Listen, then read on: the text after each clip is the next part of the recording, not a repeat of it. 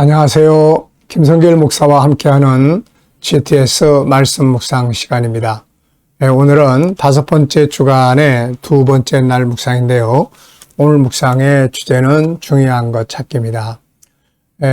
말씀 속에서 중요한 것 찾고 또 오늘 나의 하루의 일과에서 오늘 인간관계에서 또 나의 인생에서 중요한 것이 무엇인지 또 내가 해결해야 될 문제들이 있다면 그 해결하기 위해서 가장 중요한 게 뭔지 한 번쯤 생각하시고 중요한 것을 찾아보고 또 나아가시면 훨씬 더 좋은 삶을 만들 수 있습니다.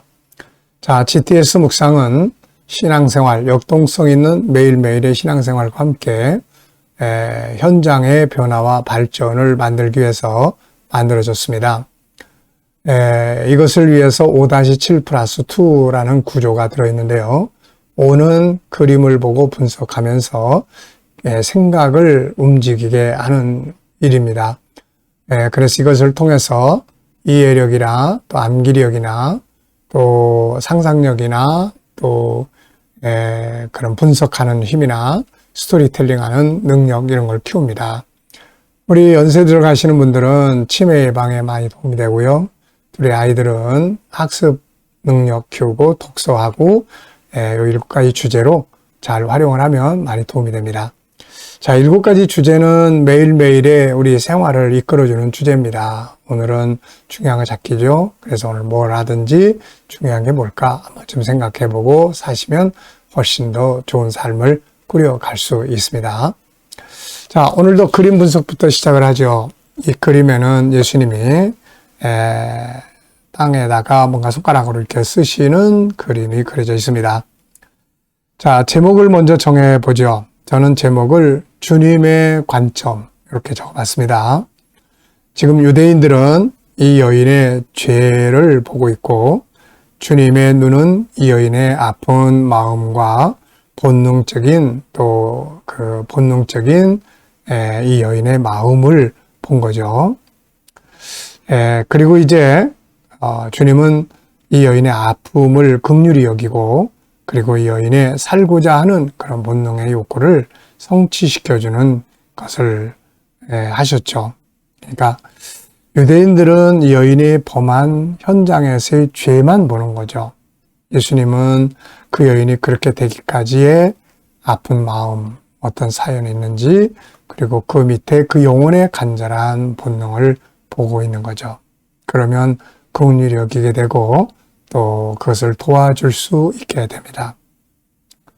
분석해 보겠습니다. 자, 우선 첫 번째는 눈에 보이는 것인데요. 우선 예수님, 범죄한 여인, 그리고 그 주변에 둘러서 있는 돌멩이 들고 있는 유대인들의 모습, 그리고 바닥에다가 뭔가 주님의 손가락으로 쓰고 있죠. 그리고 돌멩이들이 막 많이 흩어져 있습니다. 자, 보이지 않은 부분에는 우선 주님의 마음, 이 상황에 대한 주님의 마음, 그리고 죽음의 위기에 처해서 울고 있는 이 여인의 마음, 그리고 주변 사람들의 마음, 그리고 이 여인이 처음부터 이렇게 방탕하게 살았을까? 아니면은 자기 가족들을 먹여 살리기 위해서 어떻게 하다가 몸을 팔게 되었을까? 아니면은 어떤 이유가 있어서 이렇게 이런 현장에 있게 되었을까는 그 사정이 분명히 있을 겁니다. 사람은 누구나 다 거룩하게 행복하게 이 여인도 좋은 남편 만나서 행복하게 잘 살고 싶은 그런 마음의 본능이 분명히 있을 거예요. 그런데 어떤 환경의 여러 가지 장애 요인 때문에 결국 자기의 원하는 걸 살지 못하고 자기 자신을 이렇게 방탕에 던질 수밖에 없는 상황이 벌어질 수 있는 거죠.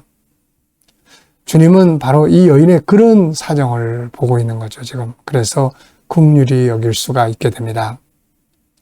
우리가 다른 사람들의 그런 죄의 현장만을 보면 우리도 돌을 던지게 돼요. 그런데 그 사람의 속사정, 또 그 사람의 그 영혼의 본능을 이렇게 보면은, 아, 저런 속사정이 있었구나. 그럴 수밖에 없겠다. 참 안 됐다. 내가 좀 어떻게 도와줄까? 이런 생각을 할 수가 있게 됩니다. 자, 세 번째입니다. 그림에서 가장 중요한 것은 뭘까요? 자, 눈에 보이는 죄를 보지 않고 그 마음의 아픔을 보는 주님의 마음, 그리고 그 본질을 보는 주님의 눈, 마음, 이런 게 아주 중요하다고 생각을 합니다. 자, 우리도 사람을 대할 때 그 사람이 잘못하는 그것만에 집중하지 말고 그걸 그렇게 실수할 수밖에 없는 그의 상처받은 그 마음을 보고 공감하고 긍휼히 여길 수 있어야 하고, 더 나아가서는 그 사람도 잘해보고 싶어하는 이 본능이 있다는 거. 그래서 내가 뭘 도와주면 좋겠냐, 뭘 도와주면 그걸 이룰 수 있을까, 이런 관계를 가질 수 있으면 정말 좋은 관계 갖게 되는 거죠. 연상법 훈련입니다. 이 그림 눈에 한번 쭉 떠올려 보시죠. 자, 먼저 땅에다가 뭘 손가락으로 쓰고 계시는 예수님, 그 앞에 울고 있는 여인, 그 뒤로는 이제 돌을 던지려고 했던 이 9명, 숫자가 9명 정도 이렇게 나타난 건 되는 것 같아요. 그리고 또 이렇게 배경 색깔들, 뒤에 배경 건물도 있는 것 같습니다. 자, 그리고 또 이 본문 그림과 관계되어 있는 말씀들을 한번 보죠. 먼저 이 그림의 본문이 되는 말씀은 요한복음 8장에 기록되어 있습니다. 그리고 용서에 대한 말씀들이 저는 좀 생각을 해봤어요. 마태복음 6장의 주기도문 속에도 주님은 용서를 담아놓으셨고, 주기도문 끝나면은 너희가 다른 사람의 죄를 용서하면 하늘에 계신 너희 아버지께서도 너희 잘못을 용서하시려니와 다른 사람의 잘못을 용서하지 아니하면 하늘에 계신 아버지께서도 너희의 잘못을 용서하지 아니하실 것이다 라는 말씀이 있습니다. 마태복음 18장은 여기도 역시 용서를 다루는데요. 70번씩 7번까지라도 용서를 해라 하는 말씀이 나오죠. 또 마태복음 27장을 보면은 예수님께서 그 십자가에 달려 돌아가시면서 자기를 못 박는 자들을 아버지 저들의 죄를 저희에게 돌리지 마시옵소서 하는 용서의 기도가 나옵니다. 성경은 어떻게 보면은 용서에 대한 말씀이에요. 사랑의 핵심은 용서입니다. 우리가 사랑을 늘 이야기하잖아요. 그런데 사랑의 핵심에는 용서라는 게 들어있습니다. 용서가 없이는 사랑을 실천할 수 없는 거죠. 자, 오늘 우리도 주변에 내가 용서해야 될 사람들이 있으면 용서하고, 용서를 구해야 될 사람들이 있으면 또 사과하고, 이런 시간들이 있으면 좋겠네요. 우리 아이들은 또 여기서 수학 공식 한번 또 떠올려 보세요. 도형이나 수연산, 그리고 측정, 규칙, 자료와 그래프 등 아이들 수학에서 나타나는 공식들, 아이들 학년에 따라서 한 번쯤 떠올려 보고, 연산, 수, 또 이 뒤에 있는 사람 숫자만 다 한번 합쳐본다든지, 사랑과 죄를 합치면 어떻게 되는지, 이렇게 덧셈도 해보고요. 공부는 응용된 현장을 보면 잘 이해가 돼요. 근데 응용되지 않는 공부는 어렵습니다. 그래서 우리 아이들이 삶의 현장에서 공부하는 내용들을 찾아보고 활용해 보는 게 도움이 됩니다. 상상력 키우기입니다. 이 그림을 가운데 두고요. 앞에는 어떤 그림을 그리면 좋을까요? 저는 앞에는 이 여인이 이렇게 자기를 이렇게 그렇게 음행을 하게 되는 현장이 있을 수밖에 없었던 그의 곤고한 이 성장 과정을 앞에 그리면 좋을 것 같습니다. 열심히 해서 좋은 남편을 만나고 행복한 가정을 꾸리고 싶은 이 본능이 있는데, 형제들이 많고 부모는 병들고 가족들을 먹여 살리기 위해서 어쩔 수 없이 이런 성적인 일에 자기를 내놓게 되는 이런 아픔의 과정, 그걸 한번 좀 그려볼 것 같아요.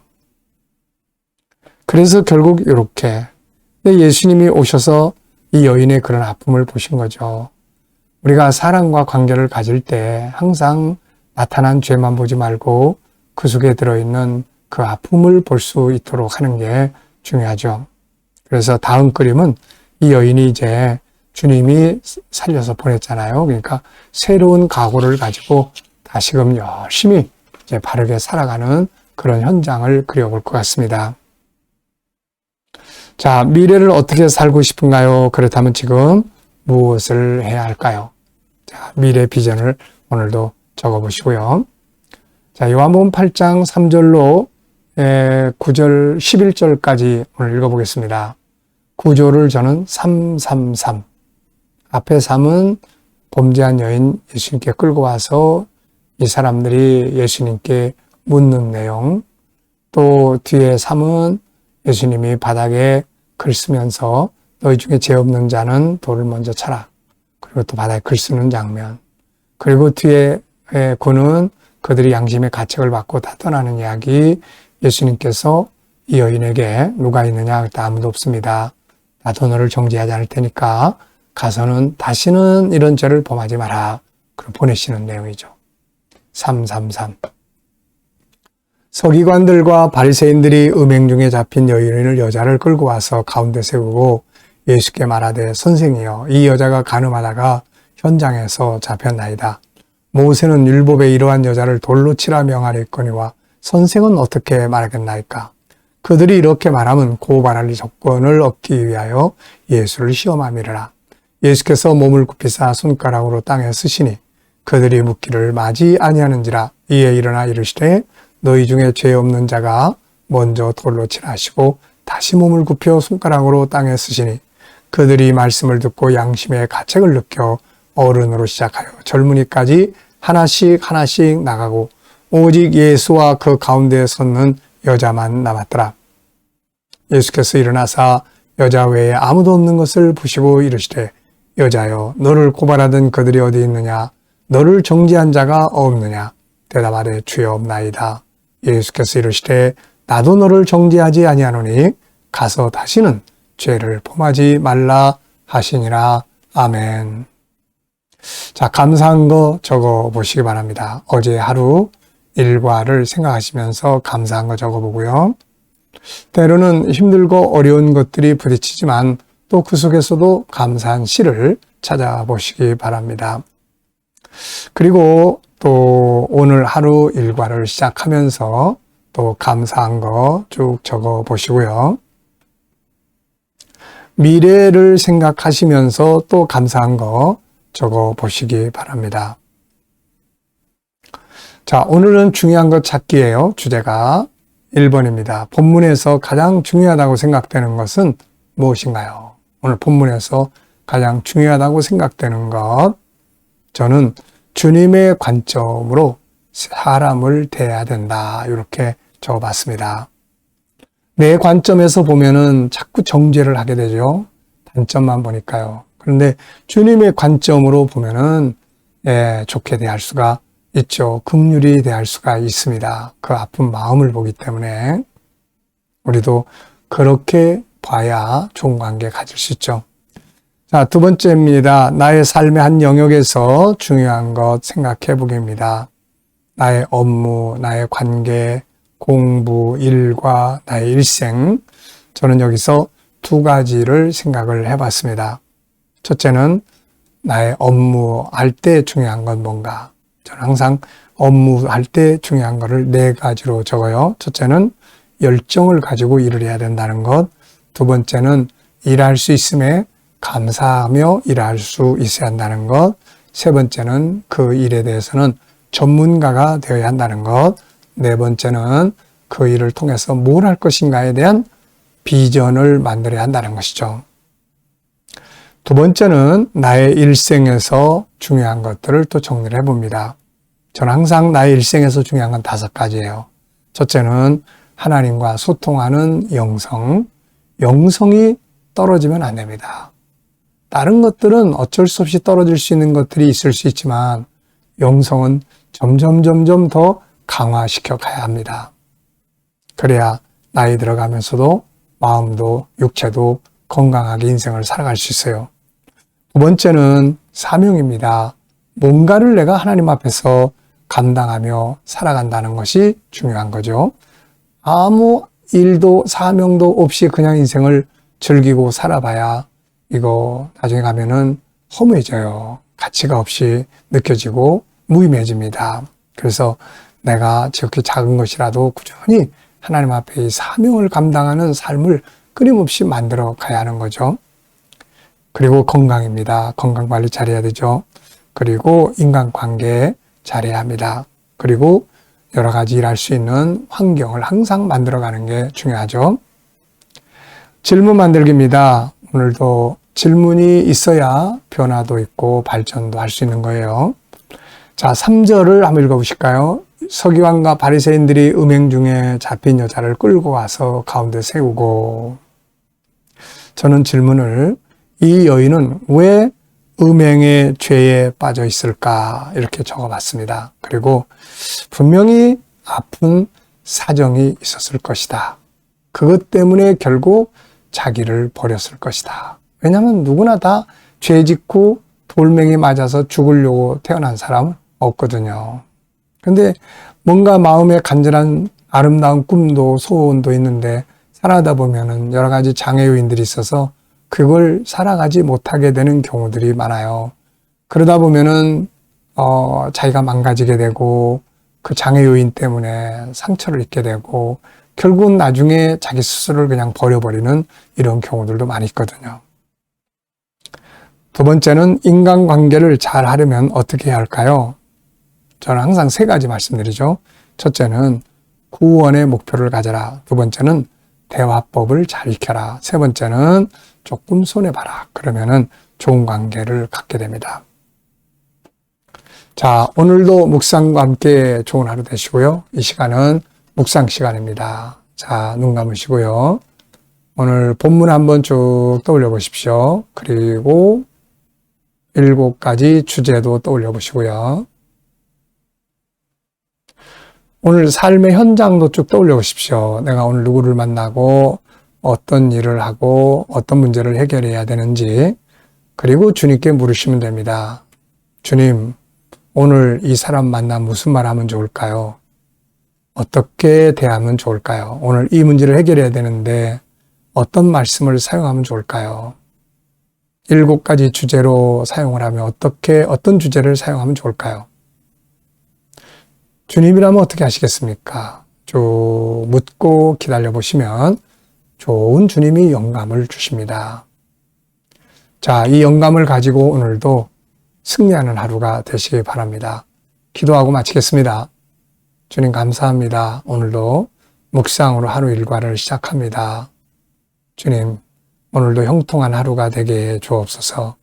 우리 자녀들, 친척들, 동료들, 믿지 않는 자들 다 주께 돌아와 구원받게 하여 주시고, 또 오늘도 또 우리 성도들의 직장과 사업장에 형통하게 하시며 새로운 일터를 구하는 자들에게는 좋은 일터들이 예비될 수 있게 하여 주시고, 오늘도 치료받는 모든 교우들에게는 치유의 능력이 함께 해주시며, 또 어려운 문제를 안고 기도하는 성도들에게는 감당할 힘을 주시고 합력하여 선을 이루게 하여 주옵소서. 이 대한민국을 지켜 보호해 주시고 지도자들에게 지혜 주셔서 나라를 바르게 이끌어가게 하여 주시며, 오늘도 이 나라가 선교하는 나라, 거룩한 나라가 되게 해 주옵소서. 오늘도 세계 곳곳에서 복음을 위해 수고하시는 선교사님들에게 은혜 베풀어 주시고, 또 우리 KDM 훈련을 통해서 또 많은 나라에 천국 복음이 전해지게 하여 주시옵소서. GTS 묵상이 잘 뿌리내리고 또 더 많은 교회에 보급되고 다음 세대를 양육하는 일에 귀하게 사용되게 하여 주옵소서. 주님 감사합니다. 예수님의 이름으로 기도하옵나이다. 아멘.